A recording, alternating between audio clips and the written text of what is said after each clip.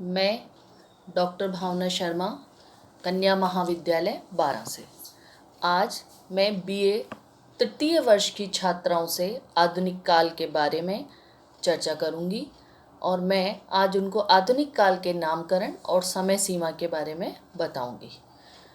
पूर्व में आपने बीए प्रथम वर्ष और द्वितीय वर्ष में हिंदी साहित्य के इतिहास को 4 भागों में बांटा गया है। ये अपन ने पहले पढ़ा है, वीरगाथा काल, भक्ति काल, रीति काल और अब आएगा आधुनिक काल, जो कि हम बीए तृतीय वर्ष की छात्राओं से इसके बारे में चर्चा करेंगे।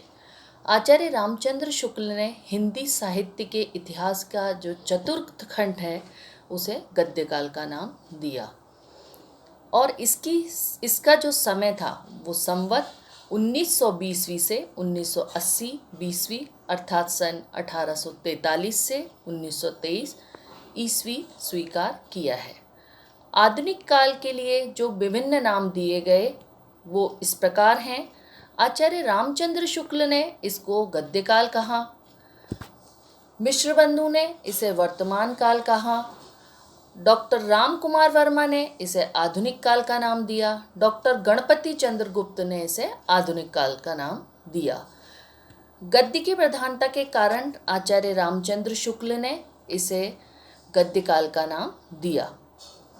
चूँकि गद्य काल का नाम देने से ऐसा देखा गया कि पद्य साहित्य जो है वो उपेक्षित सा हो गया, क्योंकि उस समय वैसे भी गद्य लिखने की गद्य का जो प्रभाव था वो इस काल में बहुत ज़्यादा था और पद्य उपेक्षित से हो रहे थे। अतः इस काल को आधुनिक काल कहना अधिक उपयुक्त माना गया। इस काल को आधुनिक काल कहने से इसमें गद्य और पद्य दोनों प्रवृत्तियों का समावेश तो हो ही गया और इस काल की जो प्रवृत्तियाँ पुरानी परंपरा से हटकर नवीन एवं आधुनिक हो गईं।